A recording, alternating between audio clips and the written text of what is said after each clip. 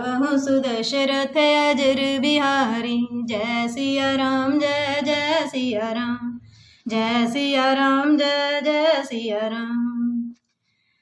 भरत जी के वचन सुनकर और उनका प्रेम देखकर सारी सभा सहित मुनि वशिष्ठ जी विदेह हो गए। किसी को अपनी देह की सुधि ना रही। भरत जी की महान महिमा समुद्र है। मुनि की बुद्धि उसके तट पर अबला स्त्री के समान खड़ी है। वह उस समुद्र के पार जाना चाहती है। इसके लिए उसने हृदय में उपाय भी ढूंढे, पर उसे पार करने का साधन नाव, जहाज या बेड़ा कुछ भी नहीं पाती। भरत जी की बड़ाई और कौन करेगा। तलैया की सीपी में भी कहीं समुद्र समा सकता है। मुनि वशिष्ठ जी के अंतर आत्मा को भरत जी बहुत अच्छे लगे और वे समाज सहित श्री राम जी के पास आए। प्रभु श्री रामचंद्र जी ने प्रणाम कर उत्तम आसन दिया। सब लोग मुनि की आज्ञा सुनकर बैठ गए। श्रेष्ठ मुनि देश, काल और अवसर के अनुसार विचार करके वचन बोले।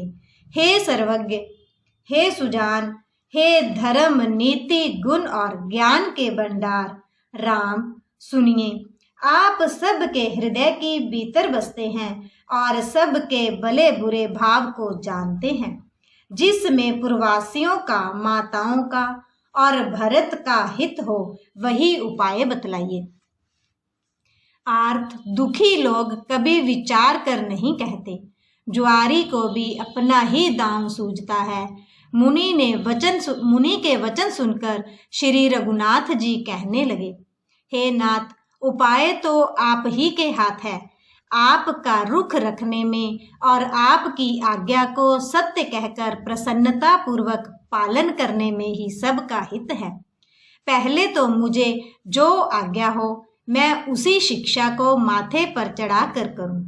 फिर हे गोसाई, आप जिसको जैसा कहेंगे वह सब तरह से सेवा में लग जाएगा, आज्ञा पालन करेगा। मुनि वशिष्ठ जी कहने लगे, हे राम, तुमने सच कहा, पर भरत के प्रेम ने विचार को नहीं रहने दिया।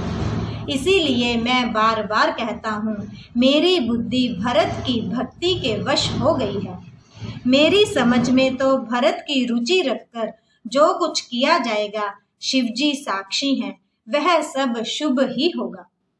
पहले भरत की विनती आदर पूर्वक सुन लीजिए, फिर उस पर विचार कीजिए। तब साधु मत, लोक मत, रिझी राजनीति और वेदों का निचोड़ निकालकर वैसा ही कीजिए। भरत जी पर गुरु जी का स्नेह देखकर श्री रामचंद्र जी के हृदय में विशेष आनंद हुआ।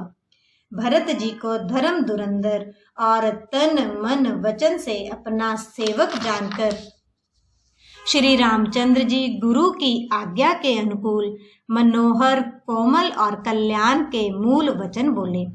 हे नाथ, आपकी सौगंध और पिताजी के चरणों की दुहाई है। मैं सत्य कहता हूँ कि विश्व भर में भरत के समान भाई कोई हुआ ही नहीं। जो लोग गुरु के चरण कमलों के अनुरागी हैं, वे लोक में लौकिक दृष्टि से भी और वेदों में परमार्थिक दृष्टि से भी बड़भागी होते हैं।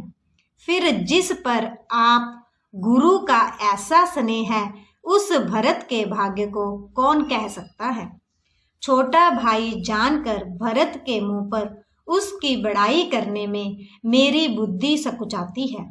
फिर भी मैं तो यही कहूँगा कि भरत जो कुछ कहें वही करने में भलाई है। ऐसा कहकर श्री रामचंद्र जी चुप हो गए। तब मुनि भरत जी से बोले, हे तात, सब संकोच त्याग कर कृपा के समुद्र अपने प्यारे भाई से अपने हृदय की बात कहो। मुनि के वचन सुनकर और श्री रामचंद्र जी का रुख पाकर गुरु तथा स्वामी को भर पेट अपने अनुकूल जानकर सारा भोज अपने ही ऊपर समझकर भरत जी कुछ कह नहीं सकते। वे विचार करने लगे। शरीर से पुलकित होकर वे सभा में खड़े हो गए।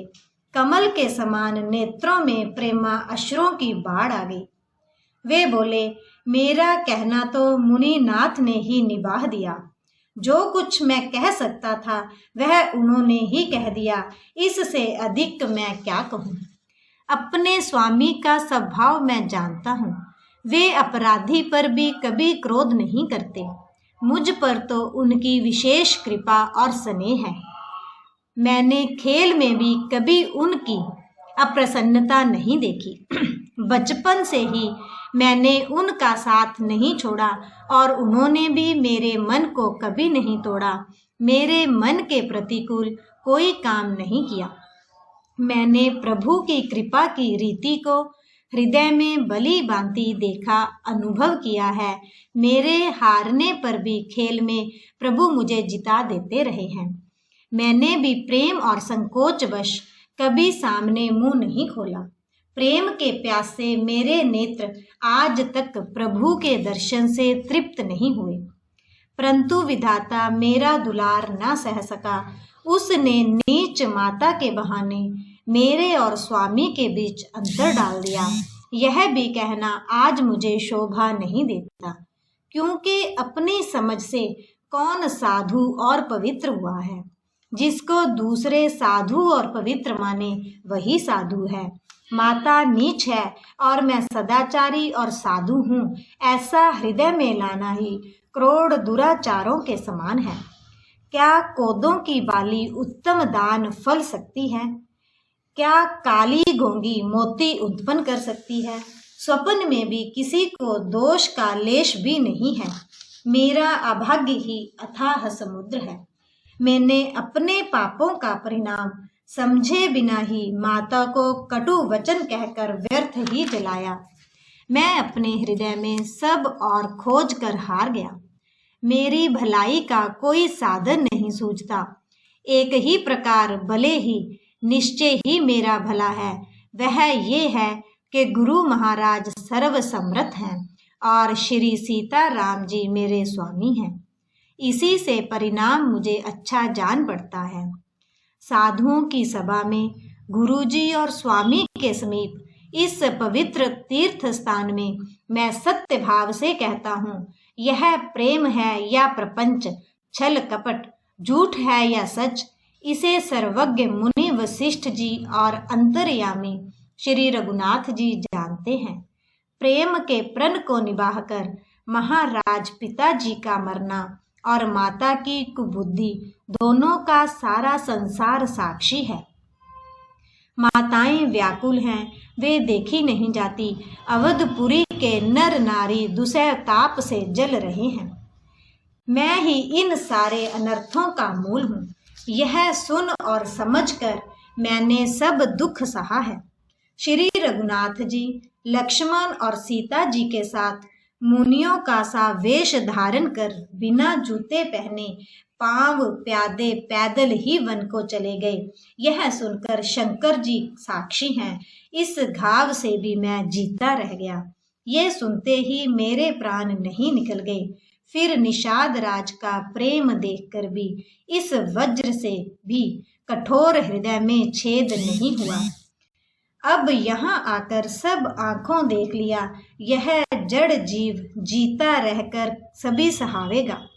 जिनको देखकर रास्ते की सांपनी और बिच्छी भी अपने भयानक विष और तीव्र क्रोध को त्याग देती है, वे ही श्री रघुनंदन लक्ष्मण और सीता जिसको शत्रु जान पड़े, उस कैकई के पुत्र मुझ को छोड़कर दैव दुसह दुख और किसे सहावेगा। अत्यंत व्याकुल हुआ दुख, प्रेम, विनय और नीति में सनी हुई भरत जी की श्रेष्ठ वाणी सुनकर सब लोग शोक में मगन हो गए। सारी सभा में विषाद छा गया, मानो कमल के वन पर पाला पड़ गया हो। तब ज्ञानी मुनि वशिष्ठ जी ने अनेक प्रकार की पुरानी ऐतिहासिक कथाएं कहकर भरत जी का समाधान किया। फिर सूर्य कुल रूपी कुमुद वन के प्रफुल्लित करने वाले चंद्रमा श्री रघुनंदन उचित वचन बोले, हे तात, तुम अपने हृदय में व्यर्थ ही गलानी करते हो। जीव की गति को ईश्वर के अधीन जानो। मेरे मत में भूत भविष्य वर्तमान तीनों कालों और स्वर्ग पृथ्वी और पाताल तीनों लोकों के सब पुण्यात्मा पुरुष तुमसे नीचे हैं। हृदय में भी तुम पर कुटिलता का आरोप करने से यह लोक, यहाँ के सुख यश आदि बिगड़ जाता है और परलोक भी नष्ट हो जाता है। मरने के बाद भी अच्छी गति नहीं मिलती। माता कैकेयी को तो वे ही मूर्ख दोष देते हैं जिन्होंने गुरु और साधुओं की सभा का सेवन नहीं किया। हे भरत, तुम्हारा नाम स्मरण करते ही सब पाप, प्रपंच, अज्ञान और समस्त अमंगलों के समूह मिट जाएंगे तथा इस लोक में सुंदर यश और परलोक में सुख प्राप्त होगा। हे भरत, मैं स्वभाव से ही सत्य कहता हूँ। शिवजी साक्षी हैं। यह पृथ्वी तुम्हारी ही रखी रह रही है। हे तात, तुम व्यर्थ कुतर्क ना करो। वैर और प्रेम छिपाए नहीं छिपते। पक्षी और पशु मुनियों के पास बेधड़क चले जाते हैं, पर हिंसा करने वाले बधिकों को देखते ही भाग जाते हैं। मित्र और शत्रु को पशु पक्षी भी पहचानते हैं। फिर मनुष्य शरीर तो गुण और ज्ञान का भंडार ही है। हे तात, मैं तुम्हें अच्छी तरह जानता हूँ। क्या करूँ? जी में बड़ा असमंजस दुविधा है। राजा ने मुझे त्याग कर सत्य को रखा और प्रेम प्रण के लिए शरीर छोड़ दिया। उनके वचन को मेटते मन में सोच होता है। उससे भी बढ़कर तुम्हारा संकोच है। उस पर भी गुरु जी ने मुझे आज्ञा दी है। इसीलिए अब तुम जो कुछ कहो अवश्य ही मैं वही करना चाहता हूँ। तुम मन को प्रसन्न कर और संकोच को त्याग कर जो कुछ कहो मैं आज वही करूँगा। सत्य प्रतिज्ञ रघुकुल श्रेष्ठ श्री राम जी का यह वचन सुनकर सारा समाज सुखी हो गया। देवगणों सहित देवराज इंद्र भयभीत होकर सोचने लगे कि अब बना बनाया काम बिगड़ना ही चाहता है, कुछ उपाय करते नहीं बनता। तब वे सब मन ही मन श्री राम जी की शरण गए। फिर वे विचार करके आपस में कहने लगे कि श्री रघुनाथ जी तो भगत की भक्ति के वश हैं। अम्बरीश और दुर्वासा की घटना याद करके तो देवता और इंद्र बिल्कुल ही निराश हो गए। पहले देवताओं ने बहुत समय तक दुख सहे, तब भक्त प्रहलाद ने ही नरसिंह भगवान को प्रकट किया था। सब देवता परस्पर कानों से लग लग कर और सिर धुन कर कहते हैं कि अब इस बार देवताओं का काम भरत जी के हाथ ही है। हे देवताओं, और कोई उपाय नहीं दिखाई देता। श्री राम जी अपने श्रेष्ठ सेवकों की सेवा को मानते हैं, अर्थात उनके भगत की कोई सेवा करता है तो उस पर बहुत प्रसन्न होते हैं। अतएव अपने गुण और शील से श्री राम जी को वश में करने वाले भरत जी का ही सब लोग अपने अपने हृदय में प्रेम सहित स्मरण करो। देवताओं का मत सुनकर देवगुरु बृहस्पति जी ने कहा, अच्छा विचार किया, तुम्हारे बड़े भाग्य हैं। भरत जी के चरणों का प्रेम जगत में समस्त शुभ मंगलों का मूल है। सीतानाथ श्री राम जी के सेवक की सेवा सैकड़ों कामधेनुओं के समान सुंदर है। तुम्हारे मन में भरत जी की भक्ति आई है तो अब सोच छोड़ दो। विधाता ने बात बना दी। हे देवराज, भरत जी का प्रभाव तो देखो। श्री रघुनाथ जी सहज स्वभाव से ही उनके पूर्ण रूप से वश में हैं। हे देवताओं, भरत जी को श्री रामचंद्र जी की परछाई की भांति उनका अनुसरण करने वाला जानकर मन स्थिर करो। डर की बात नहीं है। देवगुरु बृहस्पति जी और देवताओं की संपत्ति आपस का विचार और उनका सोच सुनकर अंतर्यामी प्रभु श्री राम जी को संकोच हुआ। भरत जी ने अपने मन में सब भोजा अपने ही सिर जाना और वे हृदय में करोड़ों अनेकों प्रकार के अनुमान विचार करने लगे। सब तरह से विचार करके अंत में उन्होंने मन में ही यही निश्चय किया कि श्री राम जी की आज्ञा में ही अपना कल्याण है। उन्होंने अपना प्रण छोड़कर मेरा प्रण रखा। यह कुछ कम कृपा और स्नेह नहीं किया, अर्थात अत्यंत ही अनुग्रह और स्नेह किया। श्री जानकी नाथ जी ने सब प्रकार से मुझ पर अत्यंत अपार अनुग्रह किया। तदंतर भरत जी दोनों कर कमलों को जोड़कर प्रणाम करके बोले, मेरे प्रभु राम जय जय राम, मेरे मन बस जाओ सीताराम। मंगल भवन अमंगल हारी, द्रवहु सुदशरथ अजर बिहारी। जय सिया राम जय जय सिया राम, जय सिया राम जय जय सिया राम।